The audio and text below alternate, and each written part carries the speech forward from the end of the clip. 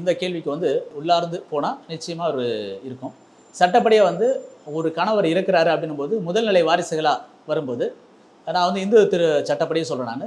அதை இருந்த ஒரு கணவர் இறந்துடுறாரு. அவர் இறந்த பிறகு அந்த அவருடைய வாரிசுதாரர்களை வந்து அவருடைய அம்மா, அப்பா, மனைவி, மகன்கள் எல்லாமே வந்து வாரிசுகளாக வந்துடுவாங்க. இந்த அடிப்படையில் பார்த்தீங்க அப்படின்னா, இல்லை அம்மா அப்பா இல்லாத பட்சத்தில் மனைவி, குழந்தைகள் வாரிசுகளாக வருவாங்க. இப்போ இந்த மனைவி வந்து இறந்த கணவருக்கு முதல்நிலை வாரிசு தான் மனைவியும் குழந்தைகளும்.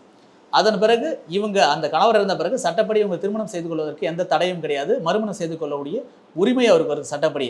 அப்போ அவர் இன்னொரு திருமணம் செஞ்சுக்கிறாரு அப்படின்னும் போது நிச்சயமாக இந்த வாரிசு உரிமை அவரை பாதிக்காது.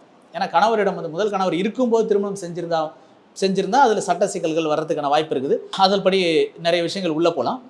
முதல் கணவர் தவறிடுறாரு. தவறும்போது வாரிசு அடிப்படையில் வந்து அந்த கணவருடைய சுய சம்பாத்தியமோ அதுக்கு அவர் முறைப்படி சேர வேண்டிய சொத்தை வந்து கணவருக்கும் அந்த குழந்தைகளுக்கும் முறையாக போயிடும்.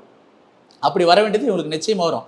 அதன் பிறகு இவங்க மறுமணம் செஞ்சுக்கிறதுனாலே வந்து அந்த சொத்து வந்து திரும்ப கணவரின் வாரிசுகளுக்கோ அல்லது கணவர் கூட பிறந்தவங்க மற்றவங்களுக்கோ அப்படின்னு போகிறதுக்கான வாய்ப்பு கிடையாது. நிச்சயமாக அவங்களுக்கு அந்த அடிப்படையில் வாரிசு உரிமை இருக்குது. நன்றி நண்பர்களே. இந்த தகவல் நிச்சயமாக பயனுள்ளதாக இருக்கும் அப்படின்னு நம்புகிறேன். மீண்டும் ஒரு நல்ல காணொலியில் நான் உங்களை சந்திக்கிறேன். நான் உங்கள் வழக்கறிஞர் வே. ஜெகதீசன்.